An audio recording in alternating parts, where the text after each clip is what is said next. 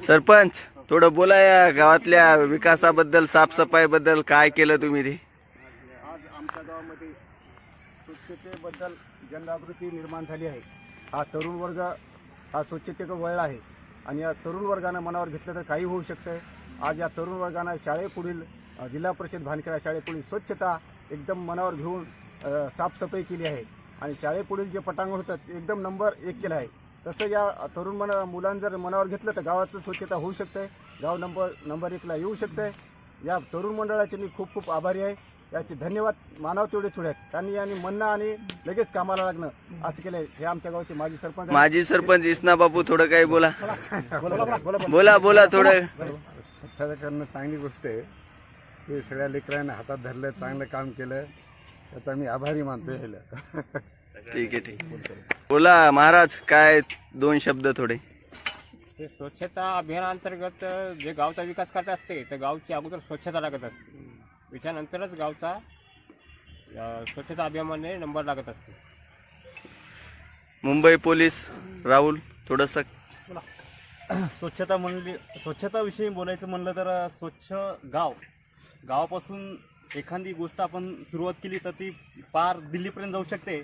तसंच आज म्हणजे पाहून बरं वाटलं की गावाचे सरपंच आणि माजी सरपंच आणि इतर समजा काही मंडळी आहेत तिथे, यांनी मनावर घेऊन जे स्वच्छतेचा इशारा दिला आहे किंवा स्वच्छतेविषयी जागृत करण्याचा एक प्रयत्न केलेला आहे. सर्व जेवढं विद्यार्थी मित्र आहेत, गावातील इतर बाहेर येऊन आलेले समजा काही सदस्य आहेत, यांनी स्वच्छता करून दाखवली. याच्याबद्दल खूप भारी वाटलं. आणि गाव स्वच्छ असतील तरच गावात रोगराई पसरणार नाही, गावाचं एक नीटनेटकेपणा दिसेल.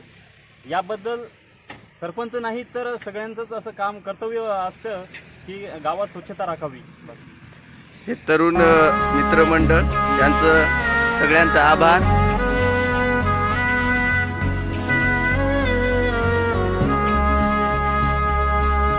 मनाशी ध्यास घेऊन आज तुडावा वाट तू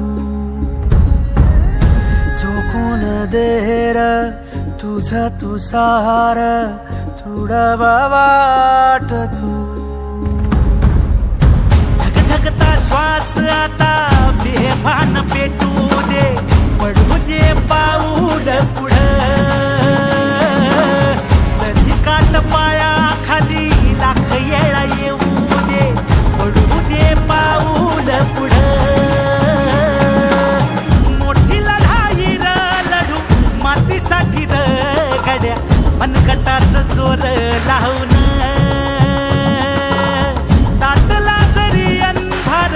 एकजूट होऊ आज दिवा देऊ तेज धावर. तू आभाळ आभाळ वादळ तुझं तू राजा, आसमानीच बळ धावली.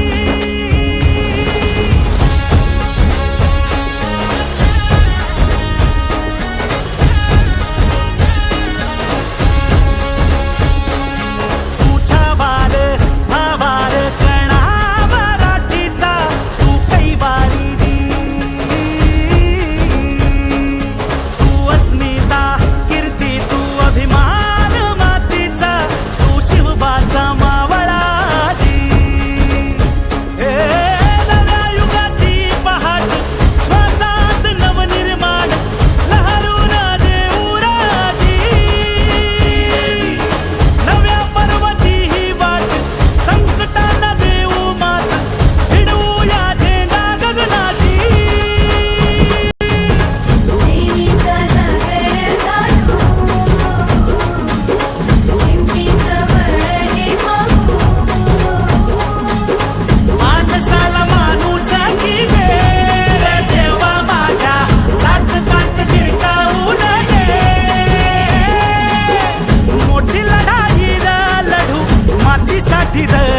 गड्या मनगटाच जोर लावून.